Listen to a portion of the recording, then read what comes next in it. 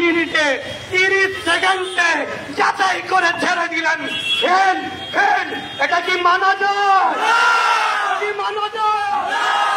5টা প্রশ্ন করেছেন, কেউ 5টার 5টাই উত্তর দিয়েছে, আশাবাদী সে সনদ পাবে।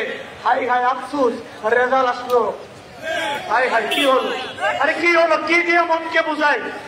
আরেকটা বোর্ডে একটা প্রশ্ন পারে নাই, আমাদের কাছে রেকর্ড আছে, একটা প্রশ্ন পারে নাই, 5টার 5টাই সে নো আনসার, নো আনসার, তার পরীক্ষা পাস, সনদ পেয়ে গেছে।